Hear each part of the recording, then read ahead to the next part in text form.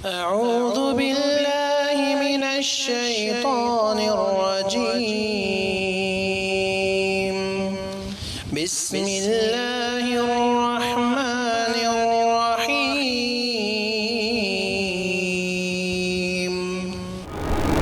الحمد لله رب العالمين والصلاة والسلام على أشرف الأنبياء والمرسلين وعلى آله وأصحابه ومن تبعهم بإحسان إلى يوم الدين أما بعد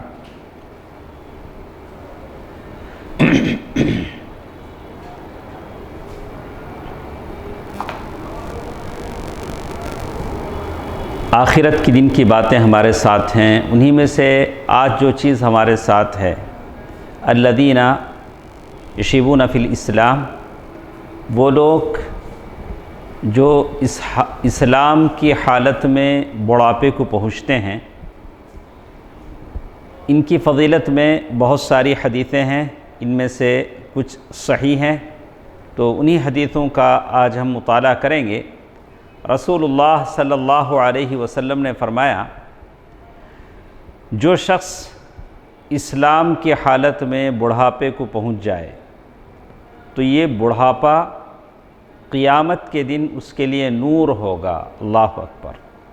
جو شخص بڑھاپا اس حالت میں پائے کہ وہ مومن ہو، اسلام کی حالت میں بڑھاپے کو پہنچ جائے تو یہ بڑھاپا قیامت کے دن اس کے لیے نور ہوگا.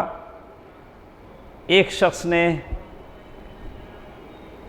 کہا، عرض کیا کہ چند لوگ سفید بالوں کو جو بڑھاپے کی حالت میں آتے ہیں اکھاڑ دیتے ہیں.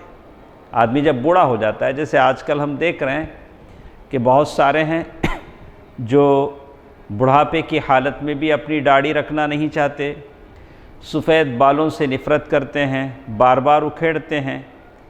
تو مجلس میں کسی نے پوچھا اللہ کے نبی صلی اللہ علیہ وسلم سے کہ کچھ لوگ ہیں جو سفید بالوں کو اکھیڑ دیتے ہیں، تو اللہ کے نبی صلی اللہ علیہ وسلم نے فرمایا، جس کا دل چاہتا ہے وہ اپنا نور اکھیڑ دے. سفید بال نور ہے، اگر کوئی اپنا نور اکھاڑ دینا چاہتا ہے تو اکھاڑ لے، اگر اپنا نور باقی رکھنا چاہتا ہے تو باقی رکھ لے. اللہ تعالیٰ کی ایک دین ہے. تو یہ حدیث السلسلۃ الصحیحہ کی ہے، الترغیب والترہیب. رسول اللہ صلی اللہ علیہ وسلم اس بات کو ناپسند فرماتے تھے کہ کوئی مسلمان اپنے سر اور داڑھی سے سفید بالوں کو نکالے. تو معلوم کیا ہوا؟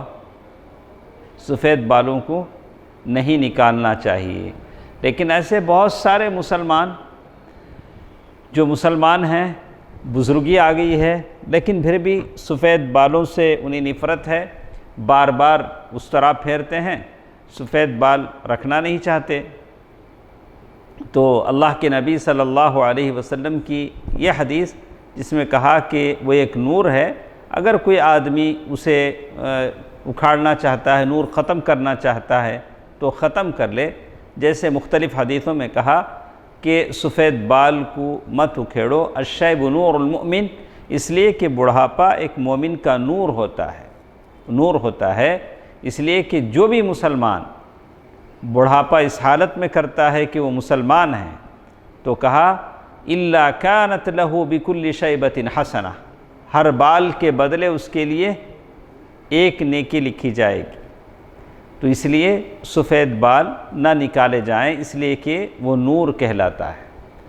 اسی طرح ایک اور فضیلت جو اس میں بتائی گئی ہے وہ وضو کی فضیلت ہے. جو لوگ اللہ اور اس کے رسول کی باتوں کو مانتے ہیں اور نمازوں کی پابندی کرتے ہیں اور اچھی طرح وضو کرتے ہیں، تو قیامت کے دن وہ اس حالت میں بلائے جائیں گے کہ ان کے اعضاء وضو چمک رہے ہوں گے. ہاں، آج کل ہمارے پاس ہوتا کیا ہے، آخری وقت میں آدمی مسجد میں داخل ہوتا ہے اور اتنی تیزی ہوتی ہے کہ سکون سے وہ وضو بھی نہیں کر پاتا، سکون سے وضو نہیں کر پاتا ہے. جیسے صحیح بخاری کی حدیث ہے، ابو ہریرہ رضی اللہ تعالی عنہ اس حدیث کے راوی ہیں، کہتے ہیں سمعت رسول اللہ صلی اللہ علیہ وسلم یقول ان امتی یدعون یوم القیامہ غرا محجلین من آثار الوضوء۔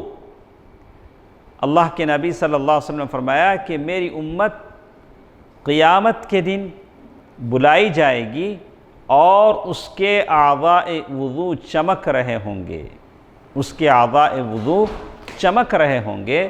اصل میں گھوڑے کی چمک کو کہتے ہیں، جو سفید پیشانی والا گھوڑا چمک رہا ہوتا ہے، گھوڑے کی پیشانی چمک رہی ہوتی ہے، تو بالکل اسی طرح شہرت میں اور اچھے ذکر میں اسی سے تشبیہ دی گئی ہے کہ امت محمدیہ کے لوگ وضو کے نشانات جن کے چمک رہے ہوں گے، سارے لوگوں کے سامنے ان کو بلایا جائے گا، جیسے اللہ کے نبی صلی اللہ علیہ وسلم کی حدیث ابو ہریرہ رضی اللہ تعالیٰ عنہ کی روایت ہے کہ جہاں جہاں وضو کا پانی پہنچے گا، وضو کے اعضاء پہنچیں گے، مومن کی چمک بڑھا دی جائے گی، ان کے اعضاء چمک رہے ہوں گے۔ یہ اللہ تعالیٰ کا فضل ہے، اس کا کرم ہے کہ آدمی وضو اطمینان سے کرے۔ اسی لیے علماء کہتے ہیں کہ آدمی جو وضو بناتے ہیں، وضو بنانے کے بعد کون سی دعا پڑھتے ہیں شعیب؟ کون سی دعا پڑھتے ہیں وضو کے بعد؟ اشہد ان لا الہ الا اللہ وحدہ لا شریک لہ۔ تو علماء کہتے ہیں کہ وضو جب بناتے ہیں تو ظاہری ہاتھ پاؤں چہرہ صاف کر لیتے ہیں، جب یہ دعا پڑھتے ہیں جس میں توحید کی گواہی ہے تو اپنا باطن بھی صاف کر لیتے ہیں۔ اس طرح سے آپ کا ظاہر اور باطن دونوں صاف ہو گئے۔ اب آپ میں اس قابل ہوئے کہ مسجد میں اللہ کے سامنے کھڑے ہوں۔ سمجھ میں آیا؟ وضو کا جو بھید ہے، اس کے پیچھے جو سر یہ کہ آپ نے وضو بنایا، ہاتھ پیر اچھی طرح دھو لیے، اس کے بعد آپ نے یہ دعا پڑھی تو اوپر بھی صاف ہو گیا، آپ نے توحید کی وحدانیت کی گواہی دے دی، آپ اندر سے بھی مخلص ہو گئے۔ اب آپ قابل ہیں کہ اللہ کے بارگاہ میں اللہ کے سامنے کھڑے ہو، اللہ تعالیٰ کی عبادت کریں۔ اور یہ زیور جو وضو کا زیور جو اللہ تعالیٰ جو آپ کو پہنائیں گے، جس سے اللہ کے نبی صلی اللہ علیہ وسلم کی امت پہچانی جائے گی۔ اللہ کے نبی صلی اللہ علیہ وسلم ساری امت کے لوگوں کے بیچ میں اللہ کے نبی صلی اللہ علیہ وسلم اپنے لوگوں کو پہچانیں گے، ارے یہ اکرم ہیں، یہ شعیب ہیں، یہ صاحب رفیق صاحب ہیں۔ یہ پہچان کیسے ہوگی؟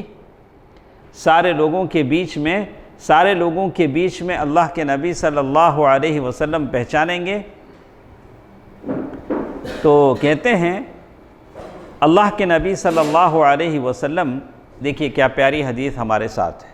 ہم نے وضو کے بھید کے بارے میں سنا کہ وضو بنا کر جب آپ دعا پڑھتے ہیں تو اس دعا میں کیا بات سامنے آتی ہے؟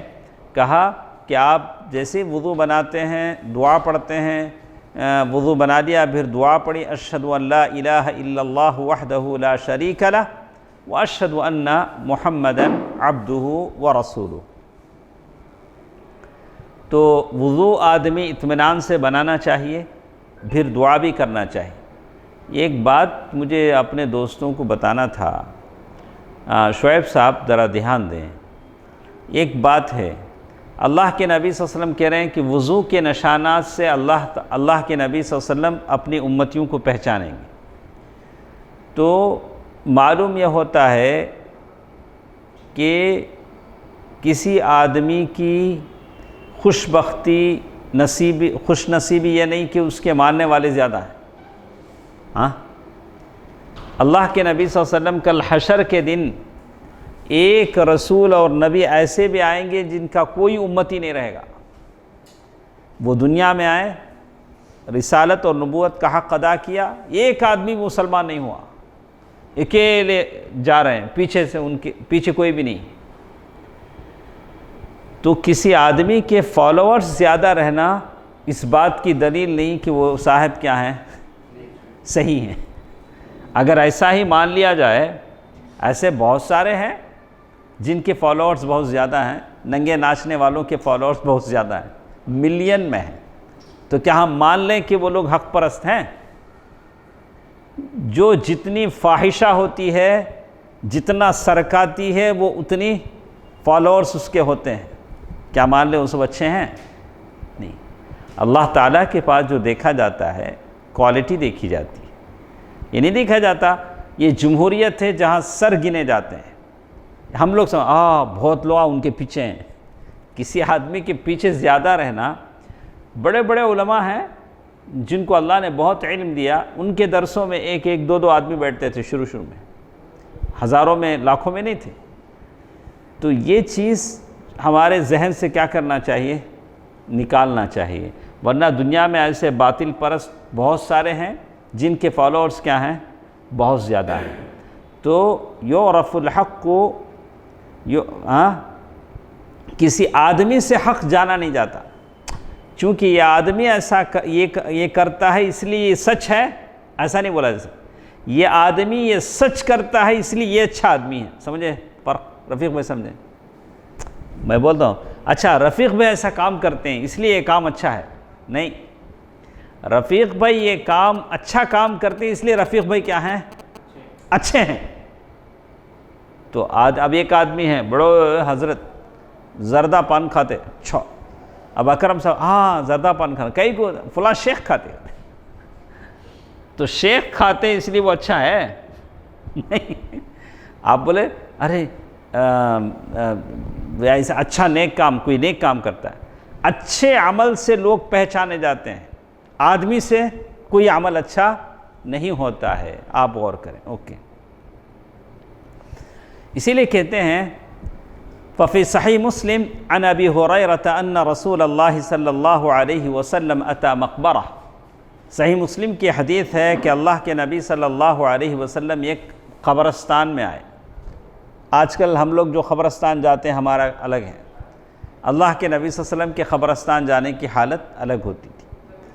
اللہ کے نبی صلی اللہ علیہ وسلم جیسے ہی قبرستان میں گئے، کہا السلام علیکم دار قوم مؤمنین، اللہ کے نبی صلی اللہ علیہ وسلم نے دعا دیا السلام علیکم دار قوم مؤمنین وَإِنَّا إِن شَاءَ اللَّهُ بِكُمْ لَاحِقُونَ، ہم تمہارے ساتھ ملنے والے ہیں۔ اللہ کے نبی صلی اللہ علیہ وسلم کہاں دعا کر رہے ہیں؟ قبرستان۔ اور اللہ کے نبی صلی اللہ علیہ وسلم یہ بھی کہہ رہے ہیں کہ میری خواہش ہے کہ میں اپنے بھائیوں کو دیکھوں جو گزر چکے ہیں، ان کو دیکھوں۔ تو وہاں بہت سارے صحابہ کرام تھے، انہوں نے کہا اے اللہ کے نبی صلی اللہ علیہ وسلم کیا ہم آپ کے بھائی نہیں ہیں؟ ہم لوگ تو زندے ہیں، ہم آپ کے بھائی ہیں۔ تو اللہ کے نبی صلی اللہ علیہ وسلم نے کیا کہا کہ میں اپنے بھائیوں کو دیکھوں۔ تو وہاں جو لوگ تھے انہوں نے کہا کہ ہم تو آپ کے بھائی ہیں۔ تو اللہ کے نبی صلی اللہ علیہ وسلم نے فرمایا انتم اصحابی، تم کون ہو؟ میرے صحابہ ہو۔ اخوان، وہ میرے جو بھائی ہیں الذین لم یأتوا بعد، وہ ابھی نہیں آئے۔ اللہ کے نبی صلی اللہ علیہ وسلم کے بھائی ابھی کیا نہیں آئے؟ نہیں آئے۔ وہ کون؟ ہم لوگ۔ اللہ۔ تو صحابہ نے کہا اللہ کے نبی صلی اللہ علیہ وسلم آپ نے تو ان کو دیکھا نہیں، جو آپ کے بعد آئیں گے آپ نے تو ان کو دیکھا نہیں، کیسے پہچانیں گے؟ کیسے پہچانیں گے؟ کیف تعرف من لم یأتی بعد من امتک یا رسول اللہ، اللہ کے نبی صلی اللہ علیہ وسلم آپ کے جو بھائی آپ کہہ رہے ہیں وہ ابھی تو دنیا میں آئے نہیں، آپ کیسے ریکگنائز کریں، کیسے پہچانیں گے؟ فقال، اللہ کے نبی صلی اللہ علیہ وسلم فرمایا ارأیت لو ان رجلا له خیر غرا محجل بین ظہر خیل دہم بہم، اللہ کے نبی صلی اللہ علیہ وسلم کہا، اللہ کے رسول فرماتے ہیں مجھے بتاؤ ایک آدمی کے پاس ملے سفید کالا ملے گھوڑے، سفید کالے رنگ کے ملے گھوڑے ہوں، کچھ گھوڑے ایک دم سفید چمکدار ہوں، تو آدمی پہچان نہیں پائے گا، یہ الگ گھوڑے ہیں، کلر پہچان نہیں پائے گا۔ تو صحابہ نے کہا اللہ کے رسول آدمی پہچاننے کا؟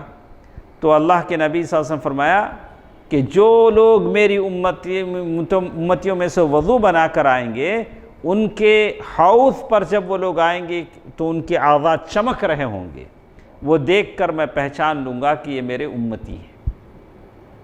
تو ہم لوگ کیا کرنا، وضو بنانے کے لیے جب بیٹھیں صبر سے، ہر عضو کو کیا کرنا، رگڑ کر اطمینان سے دھونا۔ جیسے حدیث ہے، انا اول من یؤذن له بالسجود یوم القیامہ، ابو الدرداء رضی اللہ تعالیٰ عنہ کی حدیث ہے، کہتے ہیں میں پہلا وہ آدمی ہوں گا جس کو قیامت کے دن سجدے کی اجازت دی جائے گی۔ کون؟ صلی اللہ علیہ وسلم۔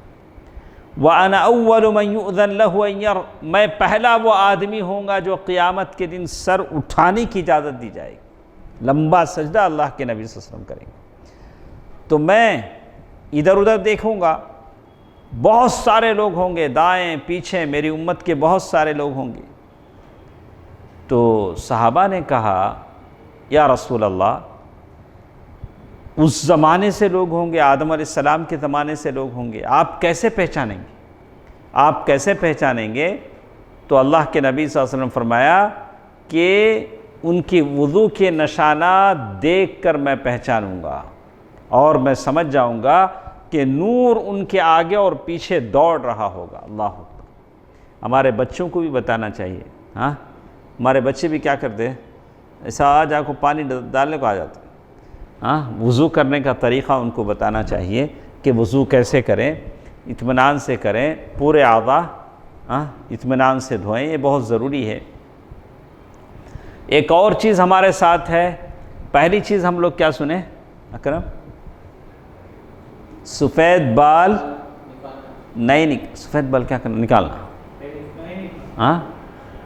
اچھا، سفید بال کو ہم لوگ یہ کر سکتے کیا، رنگ ڈال سکتے ہیں؟ ڈال سکتے ہیں؟ کیا رنگ ڈال سکتے ہیں؟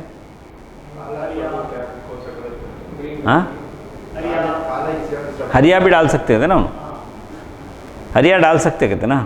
ایک تو اکھیڑنا حرام ہے۔ رسول اللہ صلی اللہ علیہ وسلم نے فرمایا، جیسے حدیث ہے، جیسے اس حدیث میں کہا گیا، سفید بالوں کو رنگنے کا حکم دیا۔ سیدنا ابو ہریرہ رضی اللہ تعالیٰ عنہ فرماتے ہیں کہ رسول اللہ صلی اللہ علیہ وسلم بالوں کی سفیدی کو بدل ڈالو، خضاب لگاؤ، بدل ڈالو۔ تو خضاب نہ لگانے والوں کے تعلق سے کہا کہ یہودیوں کی عادت ہے، جو لیکن واجب نہیں ہے۔ واجب اگر کوئی ہر سفید بالوں والوں کو پکڑ لے کو خضاب لگاؤ بولے تو واجب نہیں ہے۔ اچھا، جسے کہتے ہیں سفید، جیسے اس میں کہا گیا کہ، اور ایک حدیث میں کہتے ہیں اللہ کے نبی صلی اللہ علیہ وسلم نے فرمایا کہ، لیکن یہ صحیح حدیث ہے، دیکھیے صحیح حدیث ہے، غور سے دیکھیے، یہودی اور نصرانی خضاب نہیں لگاتے، کیا مطلب؟ بالوں کا رنگ نہیں بدلتے، لہذا تم ان کے خلاف کرو۔ صحیح بخاری اور مسلم کی حدیث ہے، کیا کرو؟ خضاب لگاؤ۔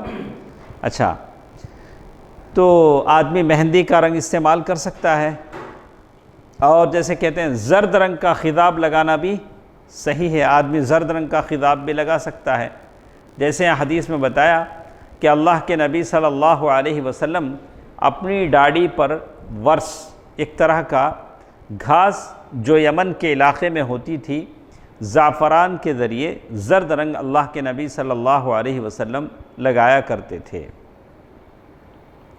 لیکن اس میں معلوم ہوتا ہے کہ رسول اللہ صلی اللہ علیہ وسلم کا اپنے بالوں کو رنگنے اور نہ رنگنے کا بھی حدیثیں ہیں، دو طرح کی حدیثیں ہیں، جس سے پتہ چلتا ہے کہ آپ کا رنگنے سے تعلق جو حکم اللہ کے نبی صلی اللہ علیہ وسلم نے دیا کہ بالوں کو رنگ لگاؤ، یہ اچھی بات ہے۔ اگر کوئی بالوں کو رنگ لگا لیتا ہے تو کیا ہے؟ اچھی بات ہے۔ البتہ اگر پورے بال وقت سے پہلے سفید ہو جائیں تو آدمی کیا کرے؟ بالوں کا رنگ لگا لے، جیسے حدیثوں میں آتا ہے۔ لیکن کون سا رنگ نہیں لگانا چاہیے؟ اب زیادہ لوگ کالے نہ لگاتے، 50 سال 60 سال ہو گئے تو بھی حضرت کیسے رہتے ہیں؟ 20 سال کے رہتے ہیں۔ وہ کیا لگاتے نہیں معلوم، کئی کو دکھنا چاہتے نہیں معلوم. کیا عمران؟ کئی کو دکھنا کئی کو دکھنا چاہتے ہیں نہیں معلوم. دیکھو جابر بن عبداللہ رضی اللہ تعالیٰ عنہ سے روایت ہے کہ فتح مکہ کے دن ابو بکر صدیق رضی اللہ تعالیٰ عنہ کے والد ابو قحافہ کو لایا گیا. ان کے سر اور داڑھی کے بال بالکل سفید تھے. رسول اللہ صلی اللہ علیہ وسلم نے فرمایا اس کا رنگ بدلو، بالوں کا رنگ بدلو اور کالے رنگ سے بچو. کالا رنگ نہیں لگاؤ، اس کے علاوہ جو رنگ چاہتے ہو لگا سکتے ہو. لیکن آج کل لوگ زیادہ کیا کرتے ہیں؟ کالا رنگ ہی لگاتے ہیں. اللہ کے نبی صلی اللہ علیہ وسلم فرمایا ایسی قومیں قیامت سے پہلے آئیں گی، کچھ ایسی قومیں.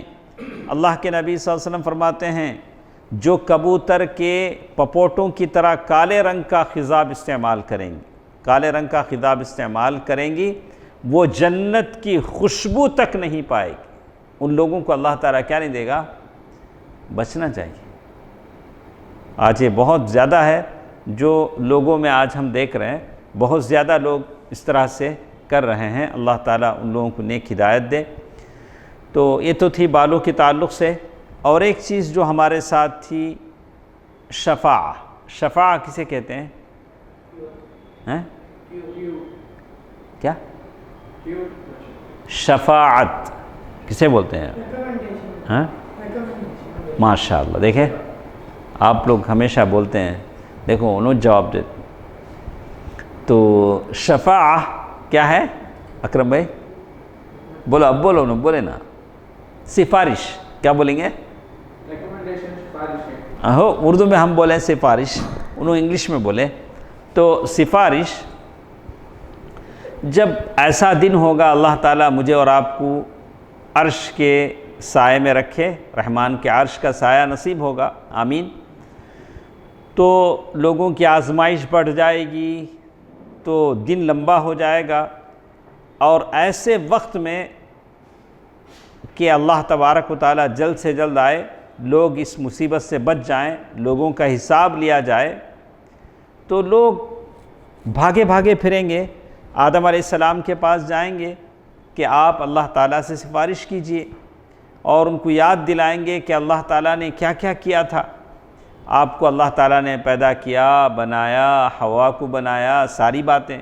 لیکن آدم علیہ السلام اپنے اس خطا کو یاد کریں گے. کیا خطا ہو گئی تھی آدم علیہ السلام سے؟ کیا ہو گیا تھا؟ درخت کا پھل کھا لیا تھا. وَيَذْكُرْ عِصْيَانَهُ رَبَّهُ بِأَكْلِهِ مِنَ الشَّجَرَةِ الَّتِي حَرَّمَ اللَّهُ عَلَيْهِ الْأَكْلُ مِنْهَا. اور آدم علیہ السلام کہیں گے کہ صاحب میرے سے نہیں ہو سکتا، آپ لوگ نوح علیہ السلام کے پاس جاؤ. لوگ نوح علیہ السلام کے پاس آئیں گے، بولیں گے کہ آپ پہلے رسول ہیں، اللہ تعالیٰ نے لوگوں کے لیے آپ کو بھیجا ہے، اور اللہ نے آپ کو عبداً شکورا کہا ہے، آپ بہت شکر گزار بندے ہیں. تو آپ ایسا کریں، ہمارے لیے سفارش کر دیں. لیکن سارے رسول ایسے ہی کریں گے. موسیٰ علیہ السلام، سارے رسول سے ایسی باتیں ہوں گی، یہاں تک کہ اللہ کے نبی صلی اللہ علیہ وسلم کے پاس آئیں گے. اللہ کے نبی صلی اللہ علیہ وسلم خاتم المرسلین ہیں، آخری رسول ہیں. تو اللہ کے نبی صلی اللہ علیہ وسلم وہ ہیں جن کے اگلے پچھلے گناہوں کو اللہ تعالیٰ نے، خطاؤں کو معاف کر دیا. اللہ کے نبی صلی اللہ علیہ وسلم کے اگلے پچھلے خطاؤں کو اللہ نے معاف کر دیا ہے. تو اللہ کے نبی صلی اللہ علیہ وسلم اللہ تعالیٰ کی اتنی تعریف کریں گے، اتنی تعریف کریں گے، اللہ تعالیٰ اللہ کے نبی صلی اللہ علیہ وسلم کو اجازت دے گا. جیسے کہتے ہیں ان اللہ اعطا کل نبی دعوہ فی امتہ لا ترد. اللہ تعالیٰ ہر نبی کو اپنی امت کے لیے ایک حق دیا ہے دعا کا، کہ وہ دعا کرے، وہ دعا کبھی رد نہیں کی جاتی. سمجھے آپ؟ ہر نبی کو اللہ تعالیٰ نے اپنی امت کے لیے دعا کا حق دیا ہے کہ وہ دعا رد نہیں ہوتی. تو ہر نبی نے اپنی دعا کو استعمال کر لیا. وَقَدْ اسْتَعْجَلَ كُلُّ نَبِيٍّ تِلْكَ الدَّعْوَةَ فِي الدُّنْيَا. اللہ کے نبی صلی اللہ علیہ وسلم نے اس دعا کو آخرت کے لیے اٹھا کے رکھا. فصلوات اللہ وسلامہ، اس لیے کہ اللہ کے نبی صلی اللہ علیہ وسلم بڑے ہی رؤوف ہیں، رحیم ہیں، جیسے اللہ تعالیٰ نے بتایا۔ جیسے صحیح حدیث میں آتا ہے، انس بن مالک رضی اللہ تعالیٰ عنہ کی حدیث ہے، قال رسول اللہ صلی اللہ علیہ وسلم، ہر نبی نے سوال کیا، لکل نبی دعوۃ دعاہا لامتہ، ہر نبی نے اپنی امت کے لیے دعا کر لی، میں نے اپنی دعا اپنی امت کے لیے چھپائے رکھا ہے، اور قیامت کے دن میں وہ دعا کروں گا، جیسے اللہ کے نبی صلی اللہ علیہ وسلم فرماتے ہیں۔ تو اللہ کے نبی صلی اللہ علیہ وسلم اہل کبائر کے لیے بھی شفاعت کریں گے۔ اہل کبائر سے مراد بڑے گناہ والے، بڑے بڑے گناہ جن کے ہوئے ہیں، ان کے لیے بھی اللہ کے نبی صلی اللہ علیہ وسلم شفاعت کریں گے۔ انشاءاللہ ہمارے پاس احادیث الشفاعہ، شفاعت کی ایک لمبی حدیث ہے، کل کے درس میں ہم سنیں گے، ذرا وقت پر آ جائیں، بڑی پیاری حدیث ہے۔ شاید ہو سکتا ہے کہ اللہ تعالی ہمیں بھی ان لوگوں میں شامل کر دے جن کی سفارش اللہ کے نبی صلی اللہ علیہ وسلم کے زبانی ہوگی۔